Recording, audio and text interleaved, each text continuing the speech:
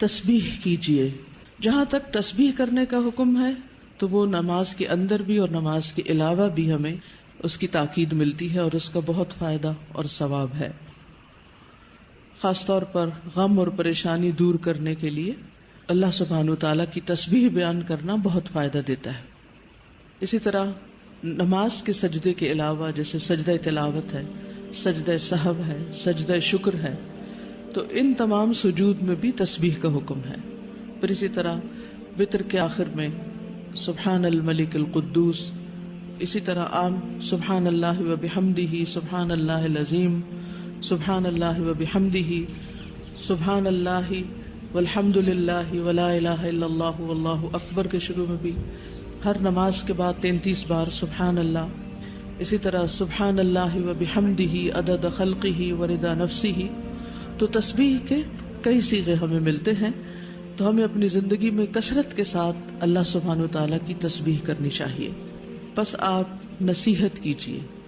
ذکر میں کچھ اذکار ایسے ہیں جن کی قرآن و سنت میں کثرت کے ساتھ وصیت کی گئی، اور اگر انسان ان اذکار کی روزانہ پابندی کرے تو بہت سی پریشانیوں، غموں، تکلیفوں، بیماریوں اور گناہوں سے بچا جا سکتا ہے. یہ ذکر قلعہ ہے، محفوظ قلعہ. جب انسان اللہ کا ذکر کرتا ہے تو ایک محفوظ قلعے میں آ جاتا ہے. کس کس چیز سے قلعہ ہے؟ کس کس شر سے؟ ہر پریشانی، غم، تکلیف، بیماری، گناہ، ان سب چیزوں سے محفوظ ہو جاتا ہے. کون سے ہیں وہ ذکر؟ نمبر 1 الصلاۃ علی رسول اللہ، رسول اللہ صلی اللہ علیہ وسلم پر درود بھیجنا. نمبر 2 کثرت الاستغفار. ہر غم سے نجات مل جاتی ہے انسان کو جب انسان استغفار کی کثرت کرتا ہے.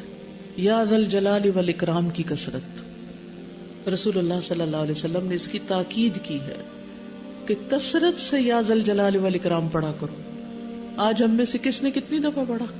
شاید ایک دفعہ بھی نہ پڑھا. تو اس کی عادت ڈالیے. جو میں آپ کو 5 ذکر بتانے لگی نا، ڈیلی میک شور کہ آپ یہ کرتے ہیں، چاہے کچھ دفعہ ہی کریں. تھوڑا شروع کریں گے، زیادہ کی بھی عادت ہو جائے گی انشاءاللہ. لیکن اس کا فائدہ بہت زیادہ ہوگا. فائدہ یہ کہ آپ بہت سے غموں اور پریشانیوں سے نکل آئیں گے. جب ان سے نکلیں گے تو آپ کو وقت بچنے لگے گا، اور وہ وقت آپ مزید انویسٹ کر سکتے ہیں ذکر ہی میں. پہلا کیا ہے؟ درود شریف. دوسرا استغفار. تیسرا یا ذا الجلال والاکرام.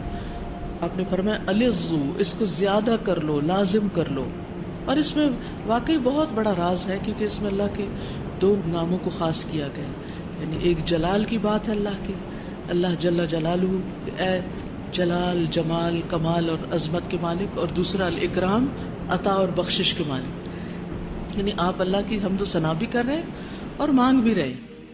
چوتھا لا حول ولا قوت الا باللہ. نبی صلی اللہ علیہ وسلم نے صحابہ کو اس کی بہت تاکید کی اور فرمایا کہ یہ جنت کے خزانوں میں سے ایک خزانہ ہے. اور آپ اس کو پڑھنا شروع کریں تو آپ عجیب و غریب تبدیلی اپنے اندر پائیں گے. فوضت امری الیک، اللہ تیرے حوالے، تو اس کو درست کر دے.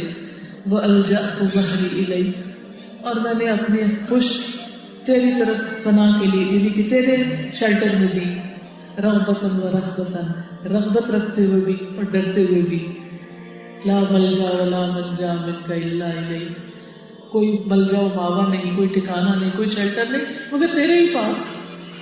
آمنت بکتابک الذی انزلت، میں تیری نازل کردہ کتاب پر ایمان لے آیا. ونبیک الذی ارسلت، اور تیرے نبی مرسل کو تسلیم کر لیا. تو جو شخص یہ دعا پڑھتا ہے تو اللہ تعالیٰ اس کے لیے راستے آسان فرما دیتا ہے. آپ صلی اللہ علیہ وسلم یہ دعا پڑھ کر سوتے تو صبح بیدار ہونے پر خیر کی دعا کرتے. جب آپ رات کو یہ دعا پڑھیں گے تو انشاءاللہ اگلا دن بہت خوبی اور بھلائی سے سٹارٹ ہوگا، نیکیوں کی توفیق ہوگی. آزما کے دیکھ لیجیے، رات کو سوتے وقت اس دعا کو پڑھنا نہ بھولیں. آپ یہ بھی کر سکتے کہ چھوٹے سائز کا اس کو چھپوا لیں اور اس کو اپنے بیڈ سائڈ کے پاس چپکا لیں، یا اس کا کوئی اسٹیکر یا کوئی ڈیکوریشن پیس کی طرح کا لکھنے کے لیے. اور پھر ہر روز رات کو پڑھ کے سوئیے.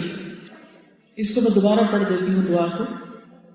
حضرت برا بن عازب روایت کرتے ہیں کہ رسول اللہ صلی اللہ علیہ وسلم نے مجھ سے فرمایا کہ جب تم اپنے بستر پر آؤ تو کہو اے اللہ میں نے اپنے آپ کو تیرے سپرد کر دیا، میں نے اپنا چہرہ بھی تیری طرف متوجہ کیا اور اپنے تمام معاملات تیری تفویض میں کر دیے، میں نے اپنی پیٹھ کو تیری طرف جھکا دیا، تیری رغبت کرتے ہوئے یا تیرے عذاب سے ڈرتے ہوئے۔ تیرے علاوہ کوئی پناہ گاہ نہیں، نہ کوئی نجات گاہ ہے۔ میں تیری نازل کردہ کتاب پر ایمان لے آیا اور تیرے نبی مرسل کو تسلیم کر لیا۔